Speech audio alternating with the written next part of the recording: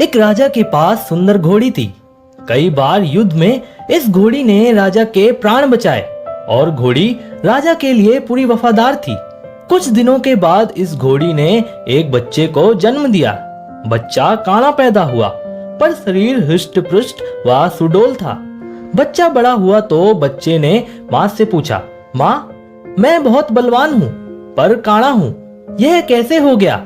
इस पर घोड़ी बोली, बेटा, जब मैं गर्भवती थी तब राजा ने मेरे ऊपर सवारी करते समय मुझे एक कोड़ा मार दिया, क्योंकि मेरे पैर फिसलने के कारण राजा जमीन पर गिर पड़ा था, जिसके कारण तू काना हो गया।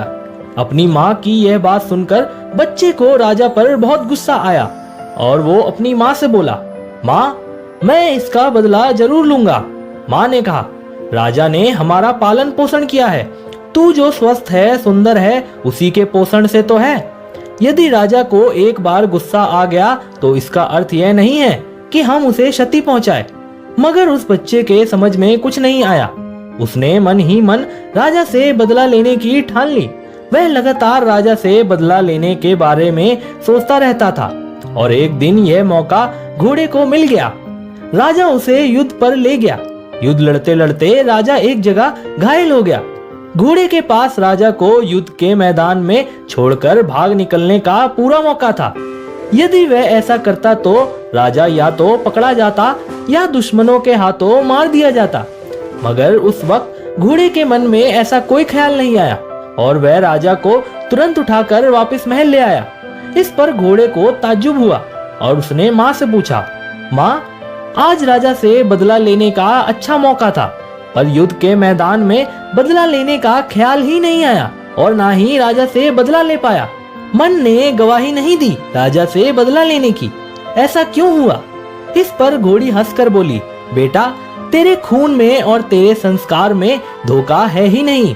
तू जानबूझकर तो धोखा दे ही नहीं सकता है। तुझसे नमक हरामी हो ही नहीं सकती, क्योंकि तेरी नस्ल में तेरी माँ का ही तो अंश है। मेरे संस्कार और सीख को तू कैसे झुठला सकता था? वाकई यह सत्य है कि जैसे हमारे संस्कार होते हैं वैसे ही हमारे मन का व्यवहार होता है। माता पिता के जैसे संस्कार होते हैं, उनके बच्चे भी उन्हीं संस्कारों को लेकर पैदा होते हैं। हमारे कर्म ही संस्कार बनते हैं और यदि हम कर्मों को सही व बेहतर दिशा दे दें तो संस्कार अच्छे बनेंगे और संस्कार अच्छे बनेंगे तो जो प्रारंभ का फल बनेगा वह मीठा व स्वादिष्ट होगा।